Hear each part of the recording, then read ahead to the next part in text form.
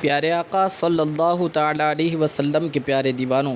روایت میں ہے کہ قرآن کا پڑھنے والا جب انتقال کرتا ہے تو اس کے اہل خانہ تجہیز و تکفین میں مصروف ہوتے ہیں۔ اس وقت قرآن حسین و جمیل شکل میں آتا ہے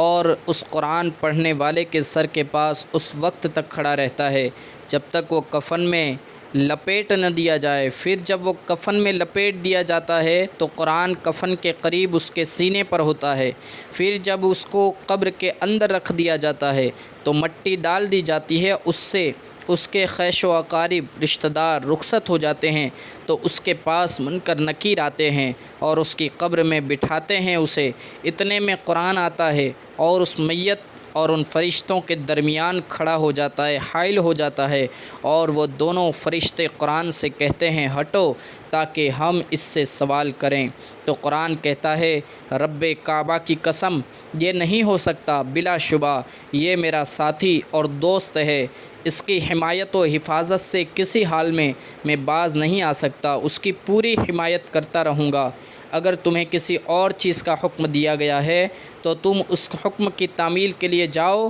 اور میری جگہ چھوڑ دو، کیونکہ میں جب تک اسے جنت میں داخل نہ کر لوں گا اس سے رخصت نہیں ہو سکتا۔ اس کے بعد قرآن اپنے ساتھی کی طرف دیکھے گا اور کہے گا کہ میں قرآن ہوں جسے تم آواز اور بلا آواز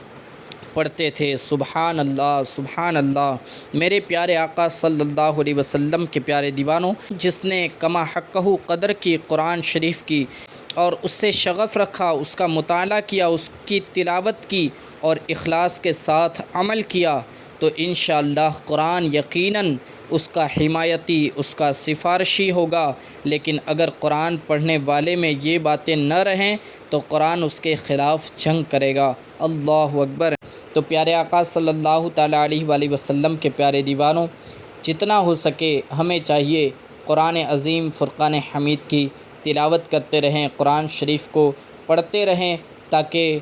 زندگی میں بھی ہمیں اس سے فائدہ حاصل ہو، اور جب ہم دنیا سے رخصت ہوں اس کے بعد بھی وہ ہمارا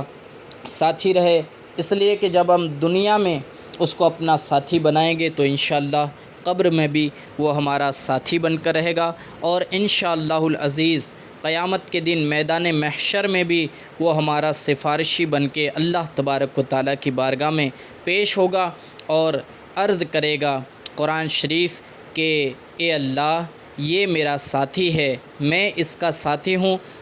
میں اس کی سفارش کرتا ہوں، مولا تو اسے بخش دے۔ اور انشاءاللہ ہمیں یقین ہے، امید ہے کہ انشاءاللہ قرآن کی سفارش سے اور قرآن کی تلاوت کی برکت سے اگر اللہ نے چاہا تو اللہ تبارک و تعالی ہمیں جنت میں داخلہ عطا فرمائے گا۔ تو زیادہ سے زیادہ قرآن کی تلاوت کریں اور زیادہ سے زیادہ جو ہے وہ قرآن پڑھنے کی کوشش کریں، قرآن